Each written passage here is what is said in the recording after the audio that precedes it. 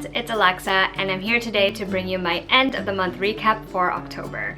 This is where I'm going to talk about all the books that I read in the second half of the month, and if you want to see what I read in the first half of October, I will link to that video down below, and it will also be on the screen somewhere. The first book that I read in the second half of the month was The Diabolic by S.J. Kincaid, which actually came out yesterday, November 1st. The Diabolic is basically about a specifically genetically engineered race of human beings known as Diabolics, and Nemesis is one of them. As a Diabolic, she is loyal to one particular person, and that person for her is Sidonia. When the Emperor wants Sidonia to come to him, Nemesis takes her place, disguises herself as Sidonia basically, and goes off to, meet the Emperor's whim, and the adventure unfolds from there.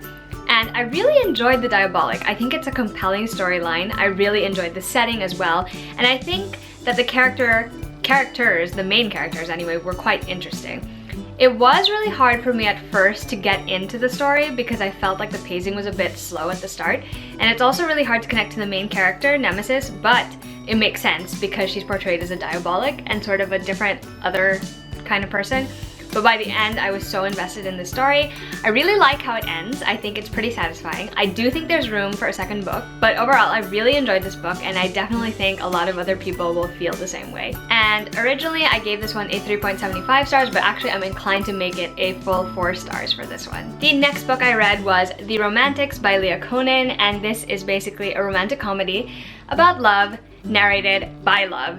And it is adorable. It's about a boy named Gail Brennan, and he has been in love with this girl, but then he finds out the girl has been seeing someone else behind his back, and of course he's heartbroken, and love, as in capital L love, is determined to fix the situation because apparently it was her mistake that caused it to happen in the first place. And it's just this really fun story with like a sassy narrator. It plays out exactly like you would expect because it's a romantic comedy, and I think the only thing that was a downfall for me was that I couldn't really connect to the characters.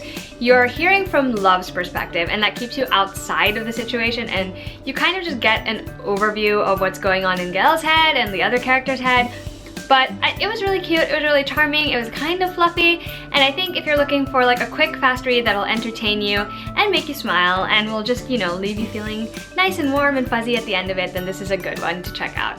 And I gave this one a 3.5 stars. Next, I read And Every Morning the Way Home Gets Longer and Longer, which is a novella by Frederick Bachman. But this one was brilliant. It's about an old man who is determined to cling on to the memories he has even though Alzheimer's is stripping it away from him, and it's also about his family who are watching him slowly forget everything. It's so brief, but it still packs an emotional punch. By the end of it, I was really invested in the outcome of the story, and I was feeling all the feelings for these characters. I thoroughly enjoyed getting the chance to read this one, and I look forward to reading his other work. And I gave this one a 4.75 stars. The next book I read was a book I downloaded from Edelweiss, and that book is Timekeeper by Tara Sim. It's the first in a series, and I have to say it was very entertaining. The entire story revolves around a boy named Danny, and he has been recovering from an accident in his line of work and is finally ready to work again. Danny is actually a clock mechanic, and that means he is one of those few people who can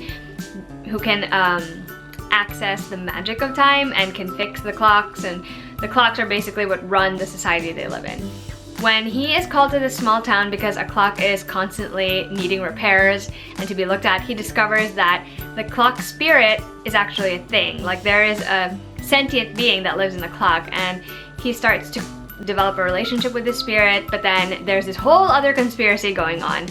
And I know I'm not explaining it very well, but trust me when I say it is good. It is a solidly good story. I love that she combined like steampunk and magic, and I think that makes it more interesting. It's a very solid fantasy read, and I think it would be interesting to see where the author takes it in the next book, even though this one does have a sort of satisfying ending to it as well. There is actually a relationship between 2 boys in this book because the clock spirit over at Enfield is a boy.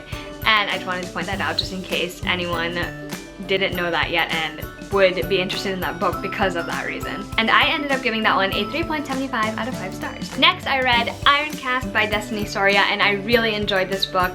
It's about 2 best friends, Ada and Corinne, and they both live and work under the same gang leader, Johnny Dervish, at his club, the Cast Iron. They're both hemopaths, which means they have the ability to sort of do magic, and that's part of their careers, but then everything gets turned on its head when a conspiracy is revealed, and they're all put in danger, particularly Ada and Corinne. And it was such a fun adventure. It starts off a bit slow, and it takes a while for you to get really interested in these characters, but once you do, it just flies by. Like, I was turning the pages so fast because I needed to know what happened next to these two, and it was so good. It was so worth reading. I really enjoyed getting to know both Ada and Corinne. I think that it ends on a satisfying note, but I do wish there were more because it would be amazing to read more about them and their friends. I don't know if they're doing a second one. From what I can tell, it's only a standalone, which is not a bad thing per se, but I just really enjoyed the world and I thought it was really creative, and it was just so fun. I would highly recommend checking this out if you're into historical fiction with a bit of magic mixed in, and I gave Ironcast originally a 3.75 stars, but I'm gonna round it up to a 4 stars. Next, I read The Hating Game by Sally Thorne, and this is a book that I've seen a lot of my book blogger friends talk about and rave about, and I did enjoy it, I did, but I also didn't love it as much as everyone else did. It's your typical romantic comedy, and it's basically about Lucy and Josh, who are both executive assistants to the co-CEOs of the publishing company they work for. When a promotion is at stake, both of them are thrown into competition, and they already have this rivalry, but it just gets heightened by the circumstances. And of course, there's a romance that develops between the two. That's what this book is all about. And I thought the banter was great, I thought the romantic tension was great, and it was just an interesting, fun story. What bothered me in the end was that I liked the characters, but then they also grated on my nerves because of certain things they did and said. And I think that overall affected my opinion of this, as well as the fact that I have read similar storylines, and it just felt like something I'd seen before. I gave this a 3.25 out of 5 stars. Next book is Scythe by Neil Shusterman. Humans now live in a utopic world where no one dies.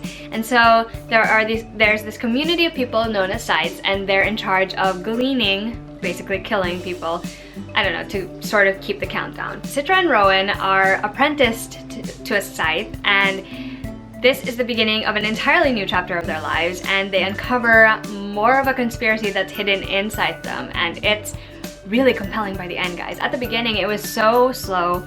It was very, I don't know, dry, but eventually you find yourself interested in what's gonna happen to Citra and Rowan. There's a clear delineation between the part that's kind of dragging and then the part that actually moves in hyperspeed. It could have been better balanced, and I think a lot of people will definitely recognize very typical elements of a dystopian story in this novel, but overall I ended up really liking it, even though the beginning was really slow. So if you're not the type who can deal with a slow start, you're probably not going to want to pick this one up, but otherwise, I would suggest you check it out if you think the premise is interesting, because it does turn interesting, and I'm actually curious to see what would happen next. I gave this one a 3.5 out of 5 stars. The next book is A Study in Scarlet Women by Sherry Thomas, and I really enjoyed this book. It is her take on a Sherlock Holmes story, and it is phenomenal. It's about a lady named Charlotte Holmes who doesn't want the future that is expected of her, which is to get married to some gentleman. Instead, she wants to make her own future, but her actions kind of cause her to become a social outcast. But when her father and her sister are framed for murder, she is determined to figure out the real truth behind that. And it's just so good. The incorporation of the elements from Sherlock Holmes is really good, even though I only picked up on some of them. I'm sure other people have picked up on more. I just really enjoyed how quick the pace of the story was. I like the budding romance, which I need more of in this one. This one has barely any romance in it. I enjoyed the twists and turns of the story. I didn't quite know where it was gonna go, but I'm happy with how it turned out, and I stayed up late reading this one because I couldn't put it down. I gave this one a 4.75 out of 5 stars. And the last book that I read in the month of October is Marrying Winterbourne by Lisa Kleypas. This is the second book in the Ravenel series. It's about Lady Helen Ravenel, who is the shyer older sister of the Ravenels, and she is engaged to Rhys Winterbourne, who is like a department store owner and one of the richest men in their society. And it's about their unconventional relationship, because their unconventional relationship in terms of both status and in terms of personality, and how, you know, in spite of those things, a romance blossoms between them. But of course, there's like these external forces that threaten to keep them apart, and you guys will find out what that is when you read the book. The thing about this one is I enjoyed it. It still made me laugh out loud, and I still swooned, and it still made me happy to read it, but it's not my favorite Lisa Kleypas book. I think it's because I've read a very similar plot by other authors in other historical romances, and the way it was executed here was not so great, like especially the thing that drives them apart. The romance was great, it was cute. The secondary character interactions with the main characters were so great, and I thought they were so fun. And overall, I really enjoyed this one. And this one I gave a 3.75 out of 5 stars. These are all the books that I read in the second half of October, minus Timekeeper, which was an ebook. If you guys are interested in chatting more about these books, or if you have read any of these books and want to talk about them, please feel free to leave me a comment below or to reach out to me via other social media routes, and you can find all of my links down below as well. And I will see you guys in another video soon. Bye!